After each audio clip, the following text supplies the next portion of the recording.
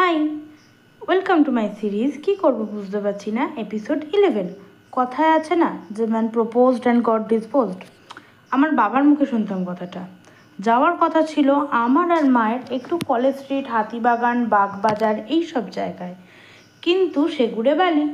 বেরোনোর মুখে এমন বৃষ্টি আসলো যে মনটাই ভেঙে গেল, আর যেতে ইচ্ছাই করলো না, মানে মন সরল না। কি আর করব, সকাল থেকে এত আয়োজন সব বৃথা গেল। তাই মনের দুঃখে বনে চলে না গিয়ে বাড়িতেই রয়ে গেলাম। কেন যে গেলাম না সেটাই এখন ভাবছি।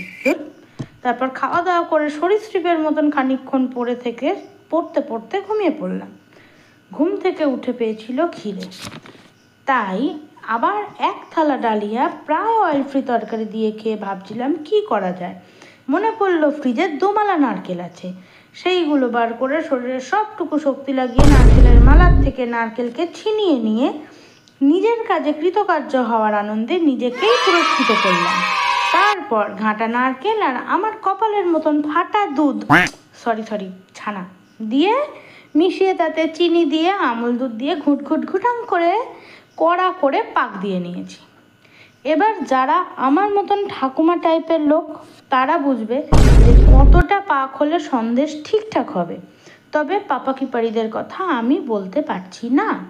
যাই হোক, সবশেষে একটাই কথা বলবো, রান্না বান্নার প্রতি প্রচণ্ড ভালোবাসা না থাকলে এই কাজে হাত দেবে না। প্রায় 2.5 ঘন্টা লেগেছে এই সন্দেশ তৈরির পুরো কাজটা শেষ করতে, আরও 1 ঘন্টা লেগেছে রান্নাঘর গোছাতে। তবে হ্যাঁ, নির্ভুলভাবে শেষ করতে পেরে সত্যিই খুব আনন্দ হচ্ছে। একটুও না ভেঙে গিয়ে যখন সন্দেশগুলো হাতে উঠে আসছিল না, যেন মনে হচ্ছিল হাতে আকাশের চাঁদ পেয়ে গেছি। দেখতে খুব সুন্দর লাগছে, তাই না?